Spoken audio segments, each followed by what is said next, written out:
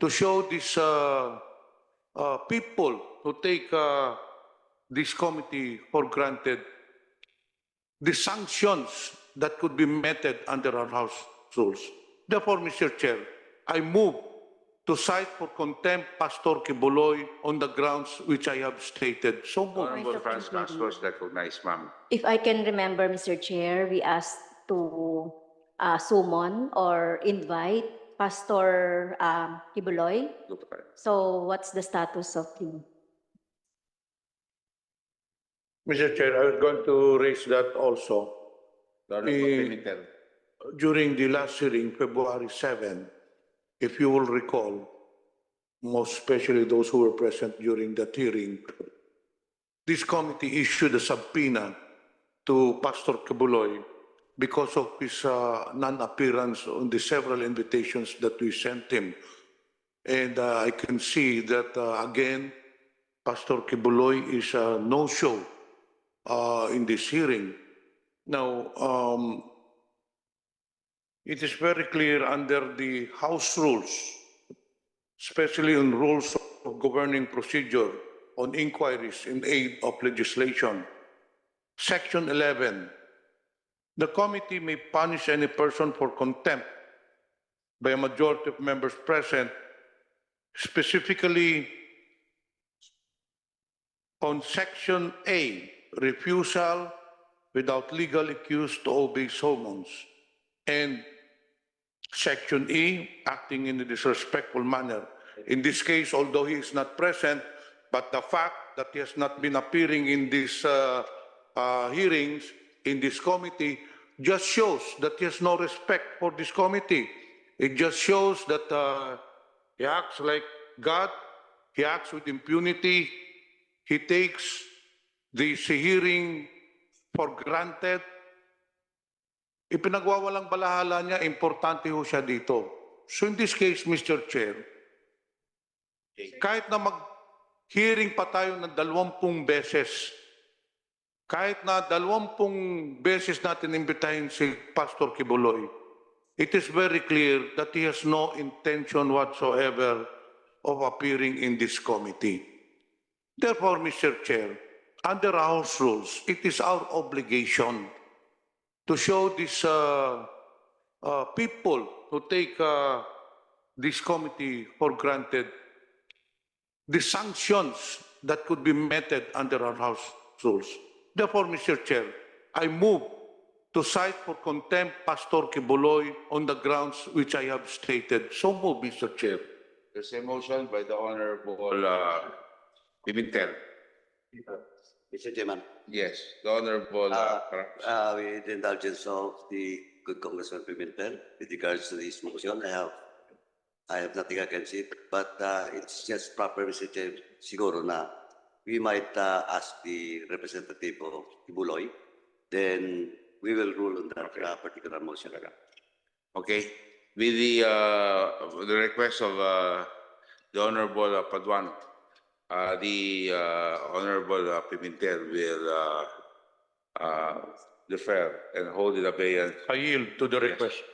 And the Honorable Attorney Topacio, magandang hapon po sa inyo. Magandang hapon po, Mr. Chair, Your Honors. May I be recognized, Your Honor? Yes, you are. Thank you, Your Honor. Your Honor, with respect to the motion and with all due respect, we believe we have provided legal justification for the non-presence of Pastor Apollo Quiboloy in our letter to the committee, Your Honor, wherein the gist of it states that based on the previous hearings of this honorable committee, we have an idea of the information being required, and we have stated in this letter, Your Honors, very respectfully, that Pastor Quiboloy for around 4 years now has had no hand whatsoever in the running of SMNI, whose franchise is under consideration, Your Honor. Instead, to show our good faith and our due respect to this honorable committee, and to show that we are not evading the subpoena, Your Honors, we have brought with us 3 persons who are in the best position more than Pastor Quiboloy and who have been the ones active since 2022 in the affairs of the kingdom of Jesus Christ, which are the current executive pastor of the KJOC and his top staff, Attorney Eunice Ambrosio and Maria Norfeli Marimon, Your Honors. So with respect to the kingdom, they are the ones who possess the necessary competence to answer whatever questions this honorable committee may throw at them, Your Honors. Mr. Chair, we understand the explanation of Attorney Topacio, but the fact still remains that Pastor Quiboloy has not appeared in this committee. You are presenting actually 3 persons that you have just mentioned to explain whatever questions or whatever clarifications are needed. As you have stated, they are well versed with regards to the operations of Suarasug. But the matter at hand, Mr. Chair, I believe, it still remains is a non-appearance of Pastor Quiboloy. Of course, Mr. Chair, we will entertain or we will ask questions to your substitute resource persons. But Mr. Chair, I still insist my earlier motion, I again reiterate, I move to cite for contempt Pastor Quiboloy, Mr. Chair. Thank you very much, the Honorable Pimentel. Attorney Topacio. Your Honor, we will always submit to the discretion of the committee. With just the very respectful and gentle reminder, Your Honors, that in the very recent case of Ong versus Senate Blue Ribbon Committee, the Supreme Court has ruled that before any person is held in contempt of the a house or any committee thereof, he must be given due process, meaning a chance to explain, Your Honor. We are just invoking this right on behalf of Pastor Quiboloy because our Constitution itself states that the rights of persons invited to congressional hearings should be respected, Your Honor. That is all that we ask, Your Honor. Nothing else. Thank you, Attorney Topacio. Just for the information of everyone, Pastor Quiboloy has been invited as far back as December. Several invitations has been given to him, and he has not appeared, which prompted the Honorable Pimentel to he filed a motion for him to for us to subpoena Pastor Quiboloy because of his non-appearance in previous hearings. So I think as far as due process is concerned, we have complied with it. As a matter of fact, because of his absence, I'm so familiar already with Attorney Mark Tolentino, okay? And I'm, of course, the idol of everyone, the guy that invented the rules of the House, the Honorable Rolex Suplico, who is also here, who I used to read in the newspapers when I was in elementary, okay?